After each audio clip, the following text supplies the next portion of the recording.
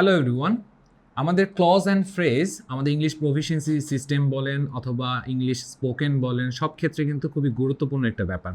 কিন্তু এমন মানুষ পাওয়া আসলে খুবই ডিফিকাল্ট যারা ক্লজ অ্যান্ড ফ্রেজ নিয়ে একবার হলেও বিভ্রান্তিতে পড়েনি। তো আজকের ভিডিওটিতে আমি চেষ্টা করব আপনাদেরকে হেল্প করার ক্লজ এবং ফ্রেজকে কিভাবে ডিফারেন্সিয়েট করা যায়। তো চলে যাই মূল ভিডিওতে। দেখুন, এখানে ক্লজ বলতে আ গ্রুপ অফ ওয়ার্ডস বোঝায় যেখানে it contains a subject and a finite verb. তো সাবজেক্ট তো আমরা সবাই চিনতে পারি, আর ফাইনাইট ভার্ব কোনগুলো সেগুলো যদি আপনি জানতে চান তাহলে আপনাকে চোখ রাখতে হবে আমাদের ভার্ব নিয়ে যে ভিডিওটি সেখানে। তো আমরা যদি এক্সাম্পল দিয়ে বুঝি, if you win the award I will buy you a new video game. আমাদের ছোটোবেলায় পরীক্ষা দেওয়ার সময় বাপ মা আমাদেরকে ব্রাইবিং করতো না, বলতো না যে তুই এটা করে দে তাহলে তোকে ওটা দেবো। তো এই সেন্টেন্সটা অনেকটা কিন্তু ওই রকম একটা সেন্টেন্স। তো এখানে দেখুন যে এখানে ইউ একটা সাবজেক্ট আর উইন এখানে একটা ফাইনাইট ভার্ব। আবার পরবর্তীতে এখানে দেখুন আই এটা আরেকটা সাবজেক্ট আর উইল এটা আরেকটা ফাইনাইট ভার্ব। তো আমরা বুঝতেই পারছি এখানে কিন্তু অ্যাকচুয়ালি ক্লজ আছে দুটি।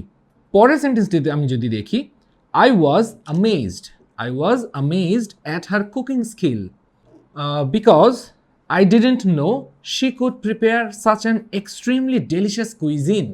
তো এখানেও কিন্তু আমাদের দুইটা ক্লজ আছে। আপনি দেখুন, আই এখানে একটা সাবজেক্ট এবং ওয়াজ এটা একটা ফাইনাইট ভার্ব। আবার পরবর্তীতে এই যে এই বিকজটা হচ্ছে এখানে একটা কানেক্টরের পরে আপনি দেখুন আই ডিডেন্ট, এখানে আইটা আরেকটা সাবজেক্ট এবং ডিডেন্ট এটা আরেকটা ফাইনাইট ভার্ব। তো আমরা এখানেও দুইটা ক্লজ দেখিয়েছি যেখানে সাবজেক্ট এবং ফাইনাইট ভার্ব প্রেজেন্ট। তো আমরা বুঝতেই পারছি ক্লজ কিন্তু সাবজেক্ট এবং ফাইনাইট ভার্ব ছাড়া হওয়া সম্ভব না। আর এখানে এই যে আরেকটা ওয়ার্ড আমি ইউজ করেছি সেটা হচ্ছে কুইজিন। এই কুইজিন শব্দটি আমাদের আগের যে ভিডিওতে হোমোফোনসে একটা ওয়ার্ড ছিল তার সিনোনিম। তো কমেন্টে লিখে জানাবেন যে কোন ওয়ার্ডটি সেটি। পরবর্তীতে আমি চলে যাই ফ্রেজে। ফ্রেজ কি জিনিস?